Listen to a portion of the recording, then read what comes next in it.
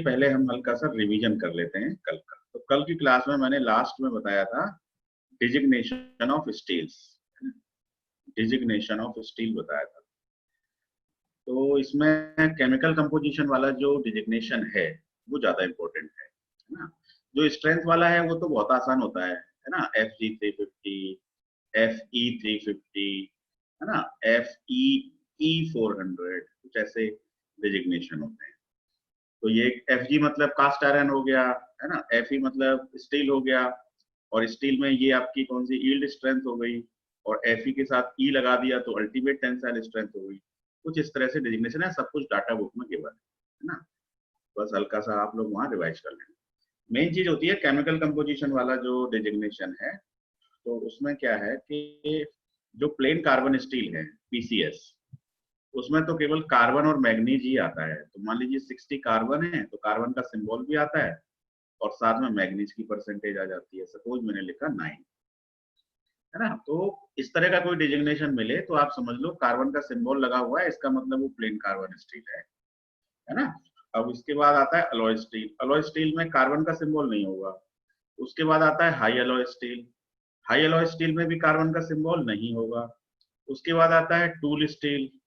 Tool steel में भी carbon का सिंबल नहीं होगा। तो कार्बन का सिंबल केवल कहां पर रहता है? PCS में रहता है और फ्री कटिंग स्टील में रहता है ना। फ्री कटिंग स्टील में भी रहता है। तो यहाँ पर केवल दो ही चीजें मिलती हैं आपको, कार्बन और मैग्नीज। तो यहाँ पर आप 100 के फैक्टर से डिवाइड करते हैं और यहाँ 10 के फैक्टर से डिवाइड करते हैं। तो सीधा सीधा 0.6% कार्बन हो गया और 0.9% मैग्नीज हो गया, है ना। ये प्लेन कार्बन स्टील की कहानी है, बहुत ही आसान। अब अलॉय स्टील में क्या होगा? कार्बन का सिंबल गायब हो जाएगा, है ना। 60 रहेगा कार्बन ही, लेकिन कार्बन का सिंबल नहीं होगा। अब सिंबल के अलावा यहाँ पे अलॉइंग एलिमेंट्स आ जाएंगे, जैसे chromium 4, molybdenum 2, nickel 3, like that. तो कार्बन का सिंबल गायब हो गया, है ना। कार्बन की परसेंटेज वही है, कार्बन 0.6 हो गया।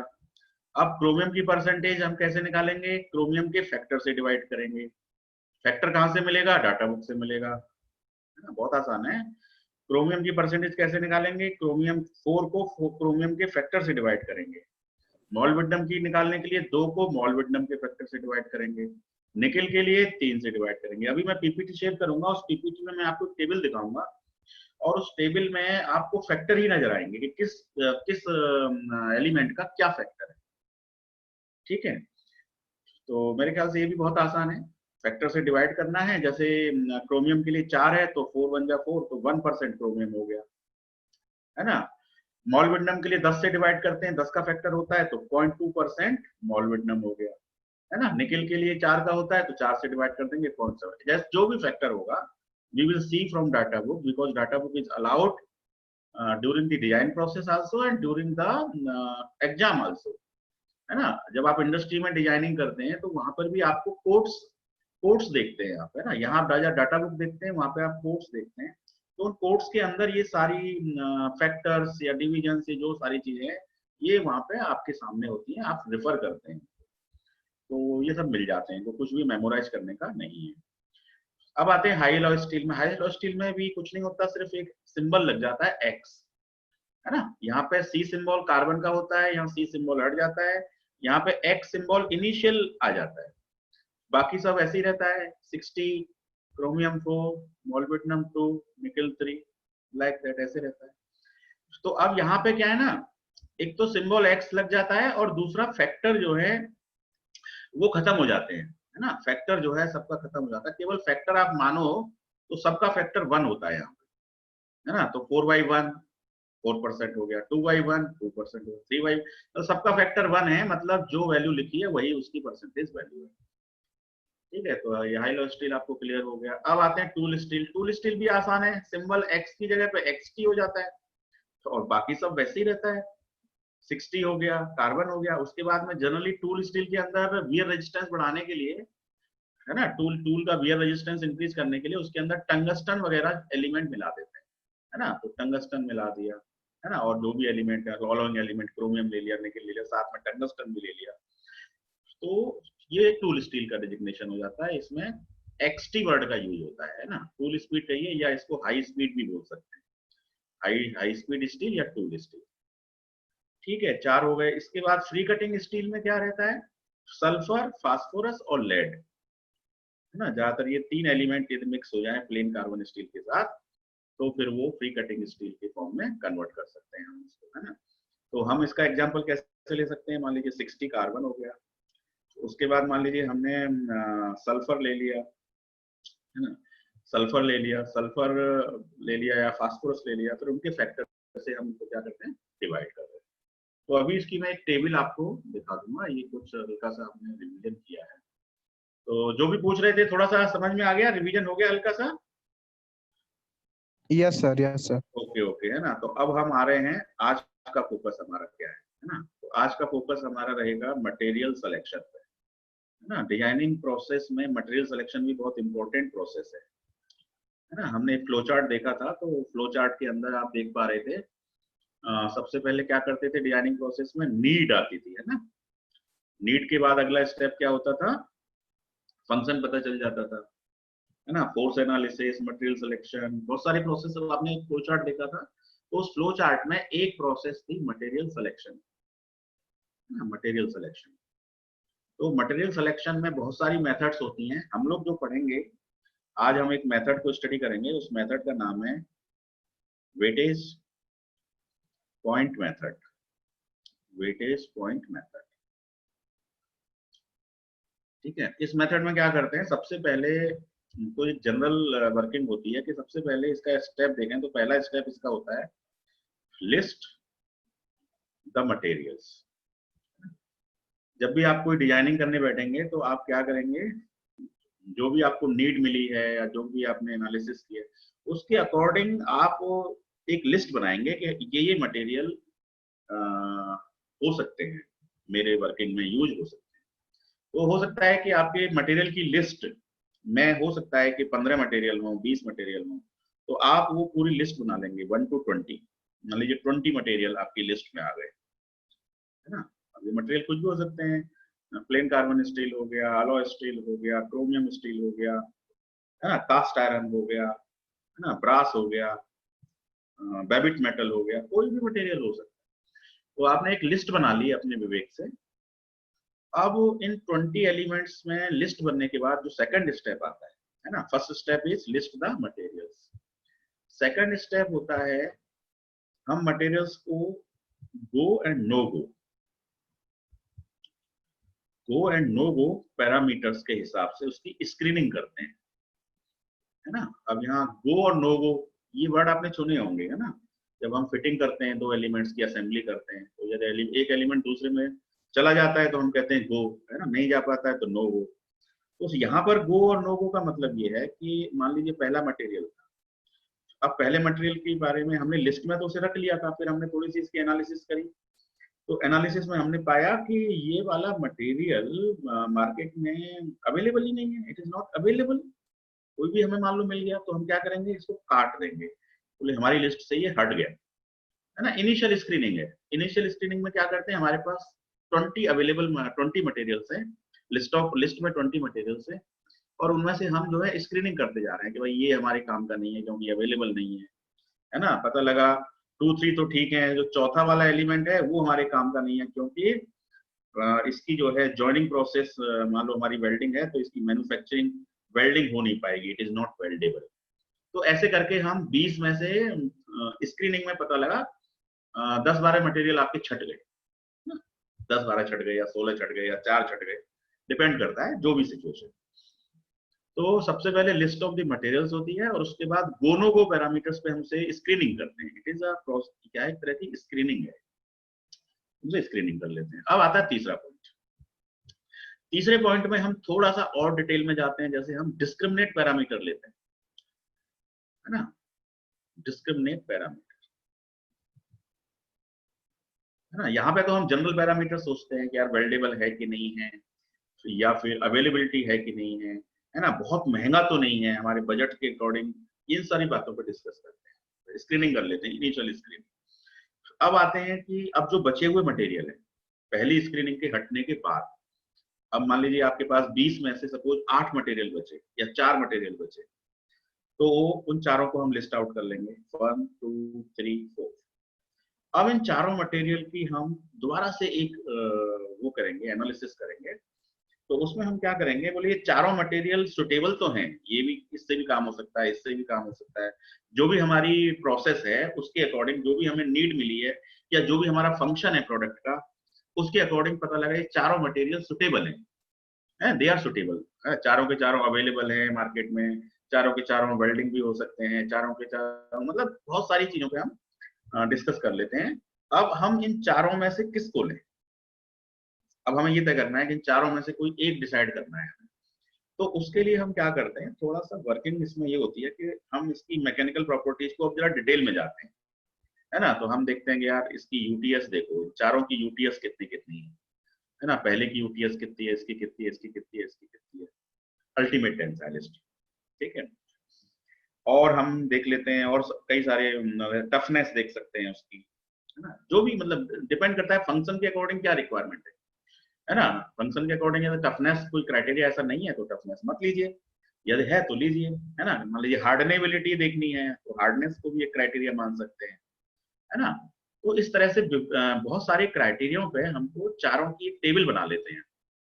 तो हम उन मटेरियल्स के लिए क्या करते हैं, टेबल आप हमारे सामने होती है, तो उसमें हम लिस्टिंग कर देते हैं कि ये तो हमारा मटेरियल है 1 2 3 4, ये हमारा मटेरियल है। या फिर मैं इसको थोड़ा सा बोर्ड को क्लियर करके दोबारा से बता दूं, है ना। तो देखो पहला स्टेप क्या था, हमने एक लिस्ट बनाई। दूसरा स्टेप क्या था, हमने स्क्रीनिंग करी, screening on the basis of go and no go. और तीसरा पॉइंट हमने क्या किया, हम थोड़ा सा डिटेल में चले गए मैकेनिकल प्रॉपर्टीज के बारे में, है ना, थोड़ा डिटेल में चले गए। तो हमने एक क्या बना लिया, हमने एक टेबल के फॉर्म में बना लिया। देखो लिस्ट जब हमने बनाई तो हमारे पास 20 मटेरियल थे फॉर एग्जांपल, जब हम गोनोगो से स्क्रीनिंग कर दिया हमने तो पता लगा हमारे पास केवल 4 मटेरियल बचे। अब उन 4 मटेरियल्स की हमने क्या कर दी, लिस्टिंग कर दी, टेबल के फॉर्म में उसको ले आए। तो हम कुछ इस तरह से टेबल बना सकते हैं कि मान लीजिए हमने पहला वाला हमने ले लिया कि मटेरियल को लिस्ट कर लिया कि हमारे पास वो 4 मटेरियल कौन कौन से हैं। तो पता लगा प्लेन कार्बन स्टील है, अलॉय स्टील है, क्रोम स्टील है ना। इस तरह से मटेरियल लिस्ट कर लिया। फिर इनकी हमने यूटीएस को लिस्ट कर लिया, है ना। यूटीएस आपको मिल ही जाएगी, डाटा बुक से मिल जाती है यूटीएस मटेरियल के हिसाब से, तो है। उसके बाद टफनेस ले ली या हार्डनेबिलिटी ले ली, जो भी लेना है, और ये सब चीजें ले ली। उसकी कॉस्ट ले ली, कॉस्ट भी ले सकते हैं, है ना, कॉस्ट भी एक मेन पैरामीटर है। तो इन सब चीजों पे करके हमारे पास टेबल आ गई। अब इस टेबल के बेस पर हमको ये डिसाइड करना होगा कि इन चारों में से कौन सा मटेरियल हमारे लिए मोस्ट सुटेबल है।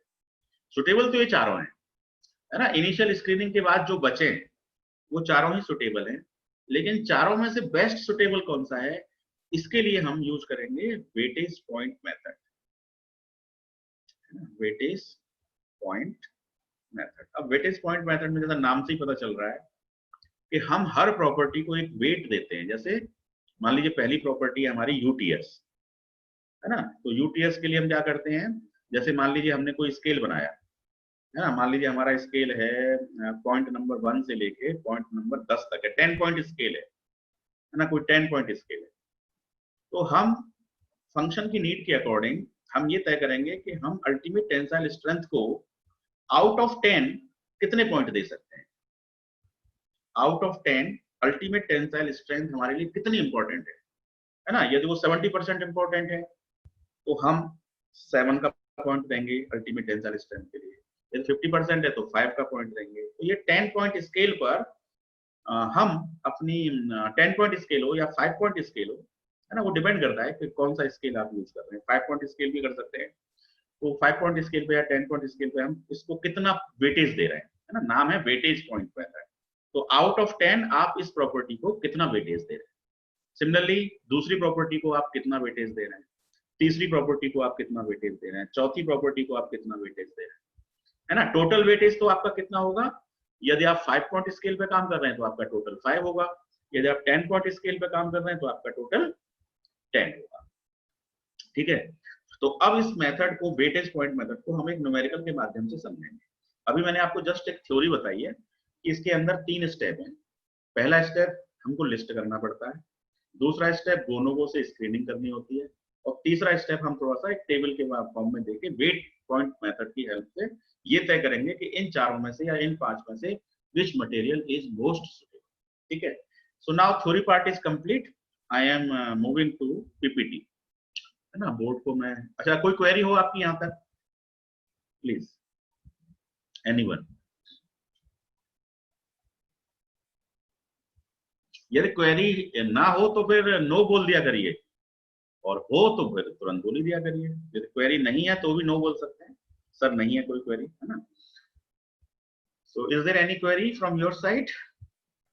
सर हाँ बोलिए। सर जो आपने अभी थोड़ी देर पहले 2-3 सेकंड पहले जो वेटेज पॉइंट मेथड बताया था वो एक बार रिपीट कर दीजिए जरा। वेटेज पॉइंट मेथड, अच्छा यस अच्छा, चलिए दोबारा से थोड़ी देख लीजिए। आपका नेट चला गया था या? यस सर, सर नेट चला गया था, नेट लैग कर गया था। तो ऐसा है ना, मैं तो अब रिकॉर्डिंग भेजने लगा हूँ आपको, है यस ना। सर, यस मैंने एक यूट्यूब चैनल भी बना दिया है, अभी बनाया मैंने 2-3 दिन पहले ही। ओके ठीक है, यस थैंक यू सर। हाँ यूट्यूब चैनल बना दिया, उस पर मैंने सारी रिकॉर्डिंग डाल दिया। उससे ये फायदा होगा कि यदि आपने रिकॉर्डिंग सेव ना भी की होगी ना, तो यस 30 दिन बाद वो जूम की लिंक से हट जाती है ना। जो यस तो अभी आपको यूट्यूब, मेरे यूट्यूब चैनल पे वो आपको हमेशा मिलेगी, ओके सर, वहां से नहीं हटेगी, वो मैंने डाउनलोड करके अपलोड कर रखी है। थैंक यू तो सर। आप, हाँ तो आप उसको जो है मेरे चैनल को आप कभी भी रेफर कर सकते हैं, और वहां से आप वीडियो देख सकते हैं, है ना, यदि आपका छूट भी जाता है तो चलिए मैं हल्का सा फिर रिवाइज कर देता हूँ। वेटेज पॉइंट मेथड, है ना, WP मेथड बोल देते हैं, वेटेज पॉइंट मेथड।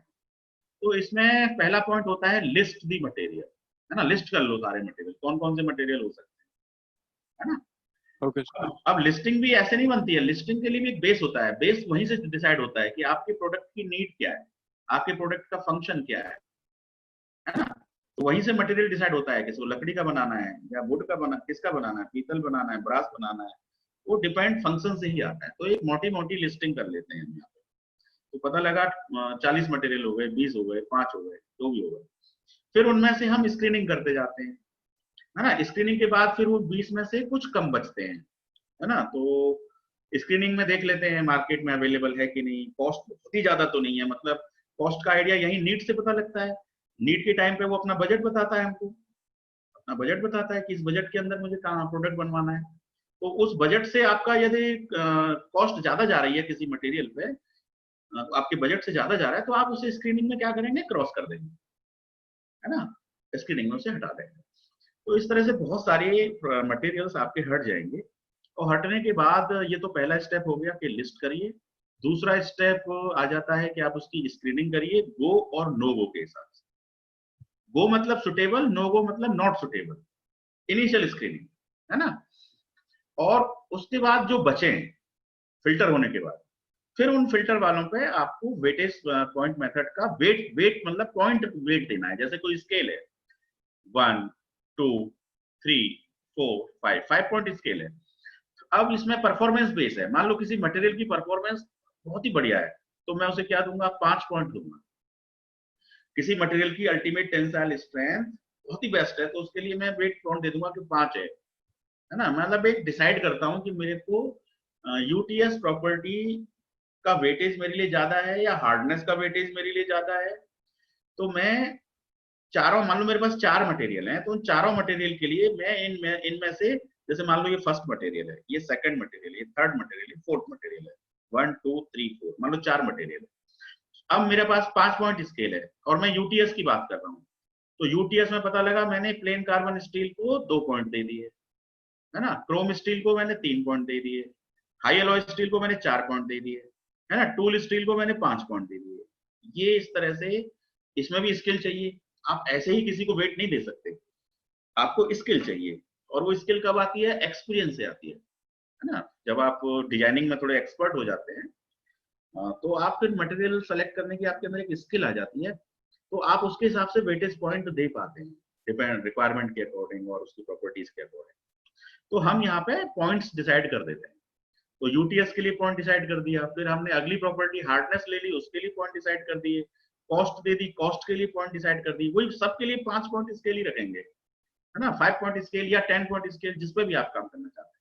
फिर आपको एक टेबल मिल जाएगी, फिर उस टेबल पे कुछ मैथमेटिकल कैलकुलेशंस करेंगे।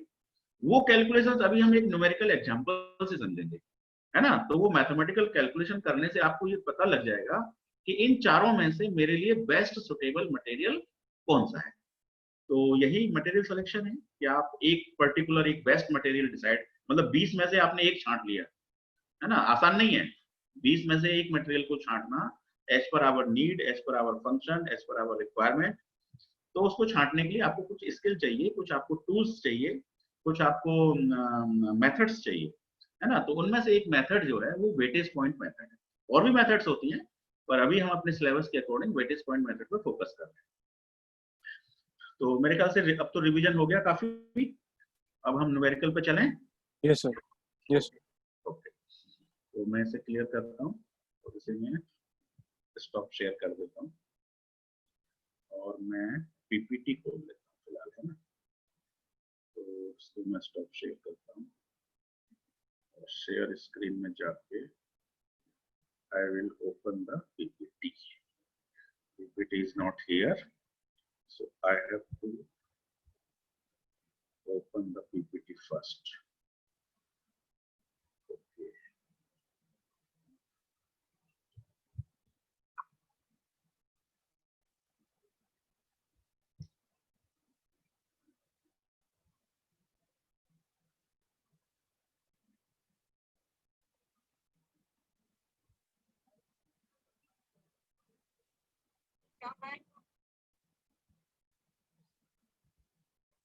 Okay, now the PPT is open.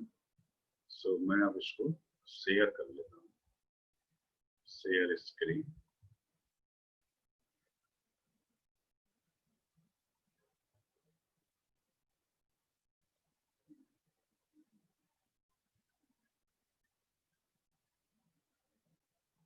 So this is the PPT, share, and I am moving. सबसे पहले तो मैं आपको एक टेबल दिखाता हूँ जिसमें फैक्टर्स दिए हुए हैं, है ना। डेजिग्नेशन ऑफ स्टेट्स में क्या क्या फैक्टर्स होते हैं, तो ये इस तरह की टेबल्स आपको डाटा बुक में मिलती हैं, है ना। तो इसको मैं जरा सा फुल कर देता हूँ स्क्रीन को, slide show full. Now the PPT is visible to you. Yes sir. Okay, तो देखिए अलॉय स्टील की मैंने यहाँ पे टेबल दिखाई है। तो इसमें देखिए क्या है, ये डाटा बुक में पूरा मेथड भी दिया हुआ है। आप जैसे इसको आप पढ़ेंगे तो इसके डिजिग्नेशन के क्या हैं, है ना। Term alloy steel is used for the low and medium alloy steels containing total alloying elements not exceeding कितना परसेंट, 10%, not exceeding 10%.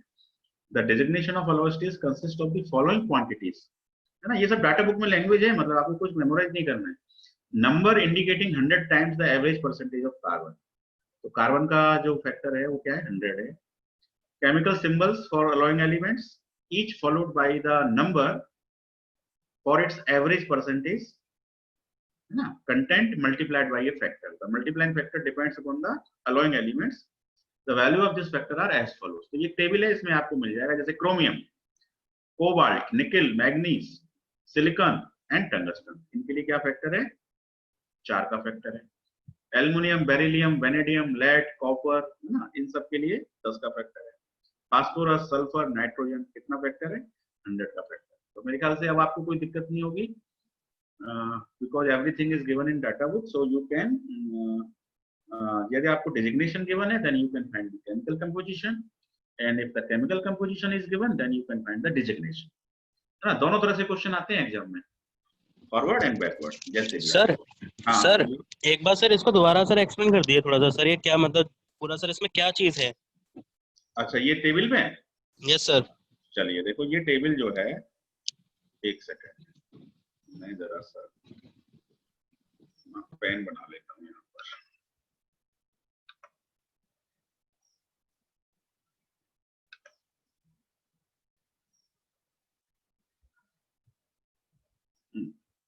ओके, तो ये जो टेबल है ये बेसिकली अलॉय स्टील के लिए है, है ना, अलॉय स्टील में हेल्प करती है, उसी में फैक्टर लगते हैं, बाकी में तो कोई फैक्टर लगता नहीं है ना, फैक्टर Yes, लगते sir. हैं।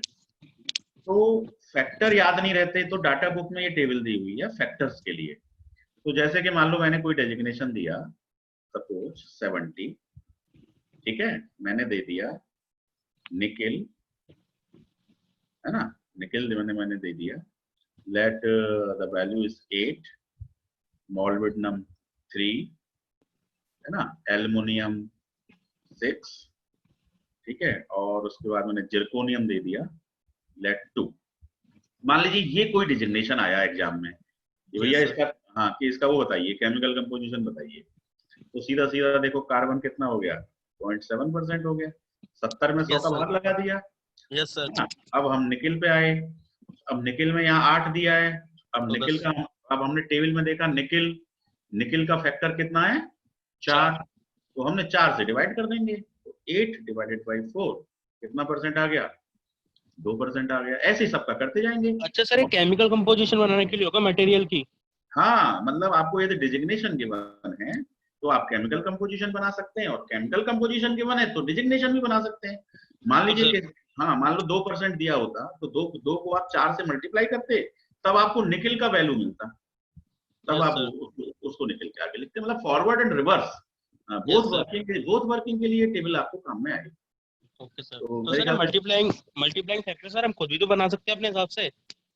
नहीं, आप नहीं बना सकते, क्योंकि ये ना जो भी हमारे ASME की कोड्स हैं, American society Yes, of sir. Mechanical engineers वगैरह, या जो भी BIS कोड हैं या ISO कोड्स हैं, इन सब कोड्स ने मतलब समथिंग डिसाइड कर दिया है, और वो डिसाइड जो किया है वो भी कुछ किसी न किसी लॉजिक से डिसाइड किया है ना। वो हम जब ज्यादा डिटेल में पढ़ेंगे कोड्स और स्टैंडर्ड्स को, तब हमें पता लगेगा कि इसका फैक्टर sir. 100 ही क्यों रखा है, या इसका 4 ही क्यों रखा है, या इसका 10 ही क्यों अच्छा। रखा है। There are certain reasons for that. Okay sir. तो हाँ, तो अभी तो केवल बस ये आपको मेथड समझना, इतना ही काफी है ना। ओके तो I sir. Think it is clear now. ये यस सर। टेबल आप डाटा बुक में देख लेना, नहीं तो एग्जाम के दिन मिलती नहीं है, पन्ने पलटते रहते हैं और ये टेबल नहीं मिल पाती है, बाद में कहते हैं सर हम नहीं कर पाए। Hello sir. हाँ बोलिए। सर आपने मैग्नीज का 10 फैक्टर करवाया था सर, इसमें 4 दे रखा है। नहीं, अलॉय स्टील के केस में अब देखो, इसको भी क्लियर कर देते हैं। मान लीजिए मैंने लिखा 60C8, तो अब ये तो प्लेन कार्बन स्टील है, क्योंकि इसमें सिर्फ कार्बन का सिंबल दिया हुआ है, ठीक है, तो यहाँ पे मैग्नीज का फैक्टर 10 ही माना जाएगा। प्लेन कार्बन स्टील में 8/10 यानी कि 0.8% होगा। अब इसी डिजिग्नेशन को ऐसे होता 60, अब कार्बन का सिंबल नहीं है, और उसके बाद मैग्नीज 8 इस तरह से लिखा हुआ है। तो अब बताइए, ये डिजिग्नेशन अलॉय स्टील को रिप्रेजेंट करता है या प्लेन कार्बन स्टील को रिप्रेजेंट करता है? प्लेन कार्बन को सर। नहीं, प्लेन कार्बन को नहीं, प्लेन कार्बन को नहीं करता है, इसलिए नहीं करता क्योंकि प्लेन कार्बन में तो कार्बन का सिंबल होता है, और यहाँ पे तो कार्बन का सिंबल है ही नहीं, यहाँ तो मैग्नीज का सिंबल आ गया। तो ये वाला डिजिग्नेशन प्लेन कार्बन स्टील को रिप्रेजेंट नहीं करता है, ठीक है। ये किसको रिप्रेजेंट करता है, ये अलॉय स्टील को रिप्रेजेंट करता है। बात समझ में आ गई मेरी? ठीक सर। हाँ, अब जब ये अलॉय स्टील को रिप्रेजेंट करता है तो फिर मैग्नीज के लिए फैक्टर कितना है, वो आप यहाँ से देखिए। अब यहाँ मैग्नीज के लिए फैक्टर कितना दे रखा है, 4। तो यहाँ पर ये 8 में 4 का डिवाइड होकर 2% मैग्नीज आएगा। अच्छा। यहाँ 2% मैग्नीज आएगा, यहाँ पे 0.8% मैग्नीज आएगा। तो I think now it is clear. Sir फिर ये आगे जो 60 लिखा हुआ है सर, ये क्या चीज है फिर? 16 60 60 ये तो कार्बन परसेंटेज है। अच्छा। हाँ, शुरू वाली वैल्यू तो कार्बन परसेंटेज है, वो यहाँ पे भी 60 है, वहां पे भी 60 है। Okay sir. ये यहाँ पे ये 60 दे रखा है, तो ये कार्बन 60/100, और यहाँ पे भी कार्बन का फैक्टर 100 ही है, चाहे वो अलॉय स्टील हो चाहे वो। तो आपको दोनों में डिफरेंशिएट आना चाहिए। यदि कार्बन का सिंबल लग गया, इसका मतलब समझो प्लेन कार्बन स्टील है, और यदि कार्बन का सिंबल हट गया तो समझो अलॉय स्टील है। I think it is clear. Yes sir. चलिए, तो अब आगे चलते हैं। अलॉय स्टील के बाद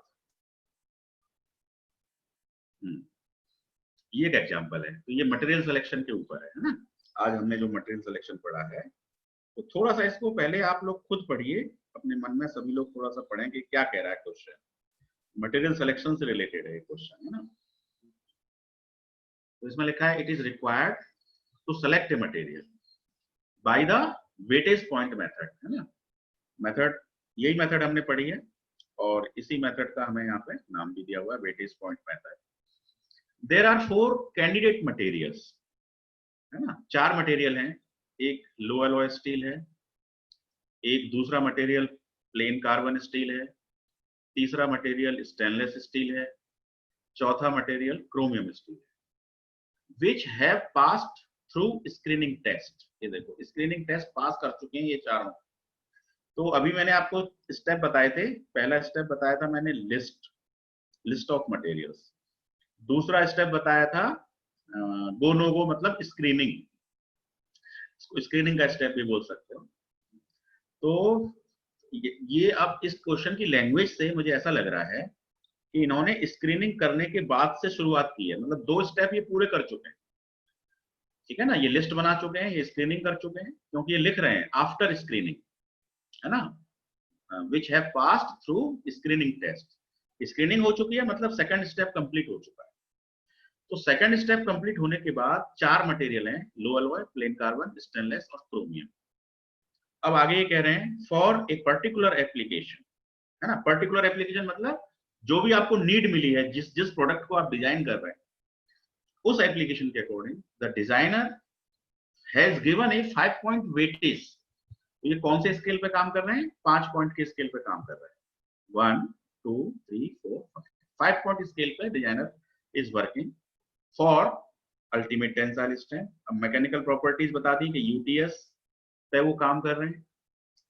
तो यूटीएस को तो वो ज्यादा वेटेज दे रहे हैं। कितना वेटेज दे रहे हैं? 5 का वेटेज दे रहे हैं, 5, है ना।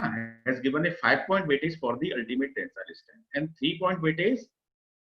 अच्छा, 5 और 3 8, इसका मतलब ये 5 पॉइंट स्केल पे काम नहीं कर रहे, ये 10 पॉइंट स्केल पे काम कर रहे हैं, ठीक है। 10 पॉइंट स्केल पे काम कर रहे हैं, जिसमें से 5 पॉइंट का वेटेज तो ये अल्टीमेट टेंसाइल स्ट्रेंथ को दे रहे हैं, 3 पॉइंट का वेटेज ये हार्डनेबिलिटी को दे रहे हैं, और 2 पॉइंट का वेटेज ये कॉस्ट इकोनॉमी को दे रहे हैं, ठीक है। तो 10 पॉइंट के स्केल को 3 भागों में बांट दिया। यूटीएस को एक वेटेज दे दिया, अल्टीमेट टेंसाइल स्ट्रेंथ को, एक हार्डनेबिलिटी को दे दिया और एक कॉस्ट को दे दिया, है ना। अब आप ये भी कह सकते हैं कि 3 ही पॉइंटों को क्यों दिया, है ना। तो आप इसको समझिए फॉर ए पर्टिकुलर एप्लीकेशन, उस एप्लीकेशन के अकॉर्डिंग जो भी नीड लगी डिजाइनर को, उसके अकॉर्डिंग उसने ये 3 पॉइंट पकड़ लिए। अब this table gives the data for the candidate materials. तो टेबल को अब आप आगे देखिए, अगली स्लाइड पर देखिए, है ना, अगली स्लाइड पर टेबल देखिए। तो ये टेबल आपको दी हुई है, तो ये टेबल बन गई। अब इस टेबल को जरा ध्यान से देखो, क्या क्या दिया है इसमें गिवन। सबसे पहले तो इसमें दिया हुआ है मटेरियल प्रॉपर्टी। तो एक तो यूटीएस पे कंसंट्रेशन है, एक हार्डनेबिलिटी पर है, और तीसरा जो है कॉस्ट पर। अब पहला मटेरियल है लो एलॉय स्टील, तो अल्टीमेट टेंसाइल स्ट्रेंथ कितनी है? 850। प्लेन कार्बन स्टील की 850, स्टेनलेस स्टील की 1200, क्रोमियम स्टील की 950, ठीक है। तो सबसे ज्यादा किसकी है ultimate tensile strength? Stainless steel. Stainless steel की सबसे ज्यादा है। तो इसका Yes, sir. मतलब यदि मेरे पास एक ही प्रॉपर्टी होती, डिजाइनर का पॉइंट ऑफ व्यू केवल अल्टीमेट पे होता, तो सबसे बेस्ट मटेरियल कौन सा था? Stainless steel. Stainless steel was the best material, है ना, चारों में से। अब मान लीजिए हार्डनेबिलिटी पे आए, तो इसका हार्डनेबिलिटी इंडेक्स, क्रोमियम स्टील। हाँ, तो इनमें सबसे ज्यादा जो वैल्यू है वो किसकी है? Chromium steel sir. Chromium steel की। तो सबसे बेस्ट इस प्रॉपर्टी के हिसाब से सबसे बेस्ट मटेरियल क्रोमियम स्टील है। अब कॉस्ट पे आ जाते हैं, तो कॉस्ट में सबसे बेस्ट लो अलॉय स्टील।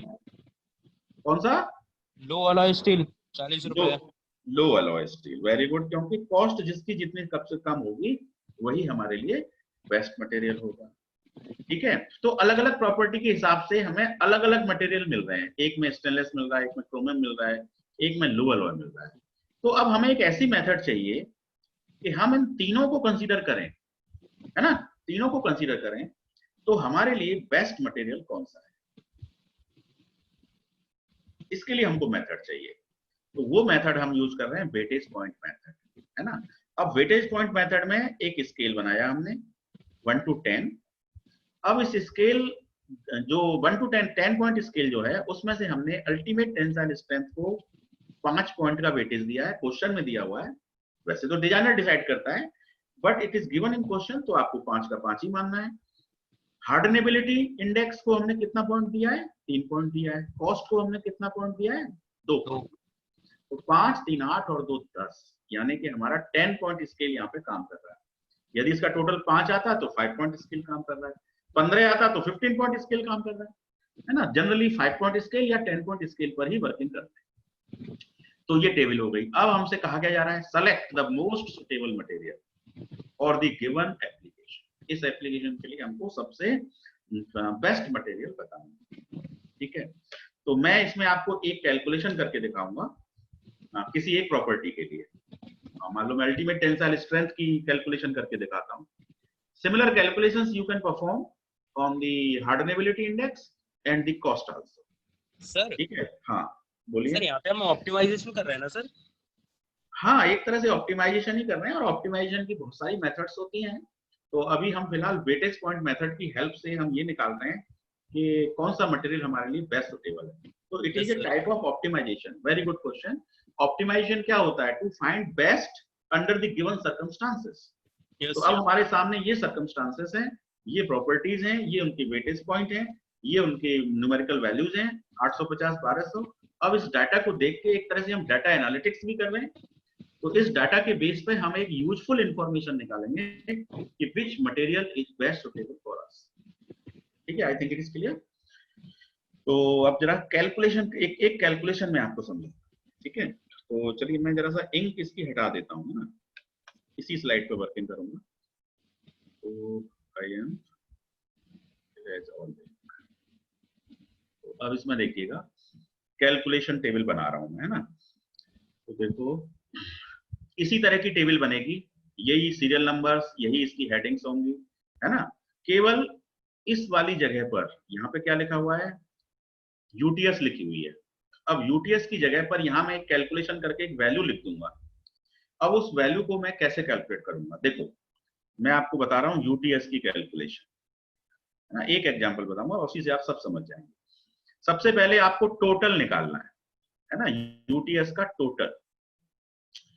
तो ये हो गया 850 प्लस 850 प्लस 1200 प्लस 950। कितना आ गया टोटल? जोड़ के बता दीजिए। कैलसी रखिए अपने पास, कोई एक बच्चा मुझे आंसर देता है। 3850 सर। 3850, 3850। ये हमारा यूटीएस टोटल हो गया, ठीक है। अब इस टोटल यूटीएस वैल्यू में से ये 850 जो वैल्यू है, ये किसके लिए है? लो अलॉय स्टील के लिए। ये वाली वैल्यू किसके लिए है? प्लेन कार्बन स्टील के लिए है। ये वैल्यू स्टेनलेस स्टील के लिए है, एसएस, और ये वैल्यू क्रोम स्टील के लिए है, सीएस, लाइक दैट। तो अब मैं क्या करूंगा? पॉइंट, है ना, मैं पॉइंट कैलकुलेट करूंगा। तो 3850 में से लो अलॉय स्टील की वैल्यू 850 है, तो मैं क्या करूंगा? 850 डिवाइडेड बाई 3850, ठीक है। 3850 में से इसका वेटेज कितना है? 850 है। अब मैंने अपना वेटेज पॉइंट स्केल कितना बनाया? 1 से लेके 10 तक। और 1 से लेके 10 तक मैं देखूं तो मैंने अल्टीमेट टेंसाइल स्ट्रेंथ के लिए कितना पॉइंट स्केल दिया है? 5। तो मैं इसको 5 से मल्टीप्लाई कर दूंगा, ठीक है। कुल मिला के कुछ नहीं किया मैंने क्या किया कि टोटल वैल्यू में से इसका वेटेज 850 है। तो यदि आप यूनिटरी मेथड से समझें, तो यूनिटरी मेथड में क्या करते हैं? यही तो करते हैं कि 3850 में से 850 का वेटेज है, तो एक में से कितना वेटेज होगा? 850 बटे 3850 होगा। तो फिर 5 में से कितना वेटेज होगा? Into, simple. इस पर्टिकुलर मटेरियल के लिए कितने पॉइंट ये अपने आप में रखता है। तो जरा 1.1 आ रहा है। कितना आ रहा है? 1.1। 1.1। चलिए, तो इस वैल्यू को मैं यहां पर लिख लूंगा, ठीक है। तो इस वैल्यू को मैं अब टेबल में ही लिख देता हूं। आप चाहे तो दूसरी टेबल बना सकते हैं, और अदरवाइज आप इसको यहीं लिख देते हैं कि इसका पॉइंट हमको मिला 1.1। जरा 2-3 डिजिट तक बताइए, तो कभी कभी बहुत एक्यूरेसी देखनी पड़ती है। 1.1 के आगे क्या आ रहा है? 1.103। 103। तो इसको 3 डिजिट तक ले लीजिए आप, है ना। कभी कभी क्या होता है, इतने बाउंड्री मटेरियल होते हैं कि एक का तो 1.103 है और एक का 1.104 आ गया टोटल में, तो जिसके पॉइंट सबसे ज्यादा आएंगे वही हमारे लिए बेस्ट मटेरियल होगा, है ना। तो कम से कम आप 3 डिजिट तक कैलकुलेशन करेंगे, शॉर्ट में मत छोड़िए उसको। तो ये आपका 1.103 पॉइंट आ गया। अब हमें प्लेन कार्बन स्टील के लिए निकालने हैं, तो इसका भी वही होगा 850 बटे 3850 इंटू, अब इसका पॉइंट स्केल कितना है, वो भी 5 ही है, तो सेम वैल्यू आएगी। तो इसका भी 1.103, क्योंकि दोनों की वैल्यू सेम है। अब हम आते हैं स्टेनलेस स्टील का कैलकुलेशन करते हैं। तो स्टेनलेस स्टील के लिए हम क्या करेंगे, 3850 में से स्टेनलेस स्टील का वेटेज कितना है, 1200। तो हम करेंगे 1200 बटे 3850 मल्टीप्लाइड बाई 5 पॉइंट स्केल। इसको जरा सॉल्व करिए, कितना आ रहा है स्टेनलेस स्टील के लिए, 558 1.558, ये हमारा स्टेनलेस स्टील के लिए हो गया। अब हम क्रोमियम स्टील के लिए निकाल रहे हैं इसी तरह से, तो 950 डिवाइडेड बाई 3850 इंटू 5, बता दीजिए कितना आया, 1.233 1.233 हो गए चारों material. Similar method you can apply on hardenability. तो हार्डनेबिलिटी में लो अलॉय स्टील के लिए क्या होगी वैल्यू, जरा बताइए। सबसे पहले तो हमें क्या करना पड़ेगा, हार्डनेबिलिटी का टोटल निकालना पड़ेगा। तो हार्डनेबिलिटी का टोटल कैसे निकलेगा, 60 और 80 जोड़िए 140, 140 में 30 जोड़िए कितने हुए 170, 170 में 100 जोड़िए कितने हुए 270। देख लो टोटल करके 270 आ रहा है।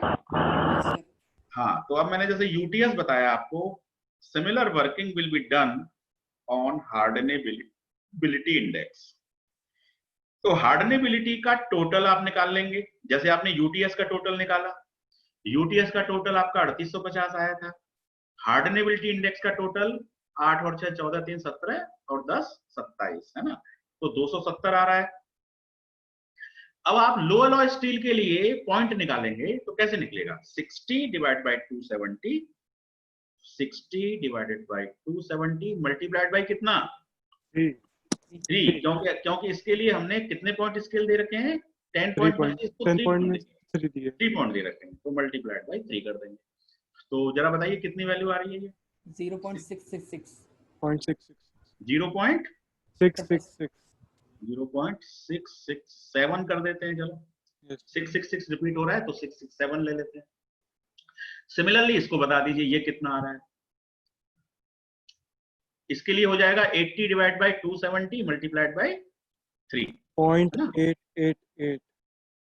0.888, ये इसका पॉइंट हो गया। ऐसे इसका बता दो,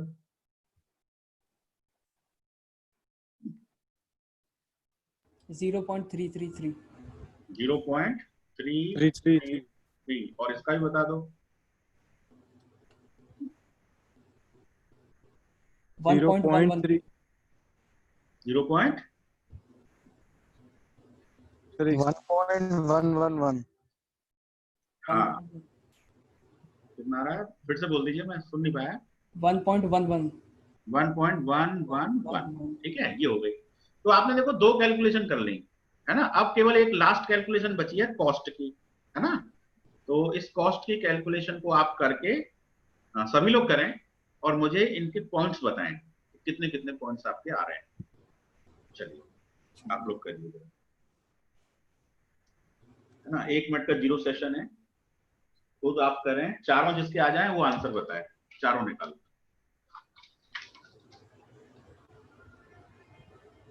तो मेरे ख्याल से इसमें कोई अब डाउट तो नहीं होगा, बहुत इजी कैलकुलेशन है। यस हाँ, बस आपको थोड़ा दिमाग में प्रोसेस क्लियर होना चाहिए। मतलब ये क्वेश्चन भी यदि आ जाए एग्जाम में तो बहुत से लोग नहीं कर पाते हैं, तो वो थोड़ा सा ध्यान ना देने वाली बात होती है। बस यदि आप थोड़ा सा इसको देखेंगे तो कुछ नहीं, प्लस माइनस करना है, और प्लस माइनस भी नहीं बस डिवाइड करना है, जोड़ना घटाना ही है कुल मिला के इसमें। सर ईएससी वगैरह में भी इसी तरह के क्वेश्चन आते हैं, किसमें, ईएससी और गेट में? हाँ गेट में क्या है ना, अब ये थोड़ा क्वेश्चन टाइम कंज्यूमिंग है, मतलब जैसे तीन इसमें मान लो मटेरियल, 4 मटेरियल हैं, 3 प्रॉपर्टी है ना। Yes sir. हाँ, तो वहां पे इसके आने के चांस कम है, थ्योरेटिकल पेपर में चांसेस ज्यादा होते हैं इसके। और ऐसा हो सकता है कि मटेरियल 2 मटेरियल कर दिए और 2 प्रॉपर्टी कर दी, तो थोड़ा सा क्वेश्चन शॉर्ट हो जाएगा। तो ओके सर। उस तरह का पूछा जा सकता है। बहुत अच्छा, लेंथी क्वेश्चन इतने भी नहीं आते गेट में कि भाई वो टाइम ज्यादा खाएं। ओके तो तो मेरे ख्याल से मैं जरा अब इसकी इंक खत्म कर देता हूँ और केवल स्क्रीन पे पॉइंट ही पॉइंट होंगे तो ज्यादा अच्छा होगा, है ना। तो आई एम जस्ट इसकी इरेज मैंने कर दिया इसे। अब कोई मुझे एक बार पॉइंट बोल देगा दोबारा से इनके, जल्दी जल्दी। जैसे अल्टीमेट के पॉइंट थे 1.10, किसी ने नोट किए हैं कि नहीं? नहीं किए, चलो मेरे पास नोटेड है। 103 शाबाश। दूसरा 1.55 सेम है, दूसरा सेम है, तीसरा अलग है 1.558 और चौथा 1.233 हाँ चलो CNG को मैंने 3-4 कर दिया। अब हार्डनेबिलिटी इंडेक्स कितना है पॉइंट? 667 0.667 और इसका कितना है? 0.888 0.888। Very good. और 0.333 इसका कितना है? 0.333। शाबाश, 1.111 1.111 वेरी गुड। अब मुझे कॉस्ट के पॉइंट्स बताइए जरा। 0.296 0.296 0.296। बता दो नमन। हाँ एक और मिनट, कैसे? एक मिनट, इसी को चेक करेंगे जरा। 0.296 को ही हम चेक करेंगे जरा सा, हल्का सा। तो आपने इसको कैसे निकाला, जरा प्रोसीजर बताइए। Sir 40 divided by 270 multiplied by 2। 40 divide by 270 multiplied by 2, ऐसे निकाला है आपने। Yes sir. हाँ, अब इसमें एक मिस्टेक हो गई है, उसको थोड़ा ध्यान से समझिएगा। देखो सबसे पहले आपने इसका टोटल किया होगा, यस सर। तो टोटल आपका 270 आया होगा। यस 40, 50, 90, 90 और 100, 190 और 190 और 80, 270, ऐसे ही तो किया होगा आपने। यस और फिर आपने वेटेज निकाल दिया उसी तरह। अब यहाँ एक बात समझने की ये है, पर यूनिट लगा है। हाँ नहीं नहीं, यहाँ ये देखने की जरूरत है कि अल्टीमेट टेंसाइल स्ट्रेंथ एक ऐसी प्रॉपर्टी है कि जो जितनी ज्यादा होगी उतना हमारे लिए बेस्ट मटेरियल है ना। अल्टीमेट टेंसाइल स्ट्रेंथ जितनी ज्यादा होगी वो हमारे लिए उतना ही बेस्ट है। तो हमारा material selection proportional to UTS है ना, प्रोपोर्शनल टू यूटीएस है। यूटीएस ज्यादा से ज्यादा हो, बहुत अच्छी बात है। सिमिलरली हार्डनेबिलिटी इंडेक्स को देखें तो उसके भी वो प्रोपोर्शनल है, लेकिन कॉस्ट को देखें तो कॉस्ट में तो ये इनवर्सली प्रोपोर्शनल हो गई, है ना। Yes sir. ये क्या हो गई? इनवर्सली, डायरेक्टली प्रोपोर्शनल नहीं हुई, ये इनवर्सली प्रोपोर्शनल है। क्योंकि जो मटेरियल ज्यादा महंगा होगा वो हमारे लिए अच्छा थोड़ी होगा, जो मटेरियल सस्ता होगा वही तो हमारे लिए अच्छा होगा।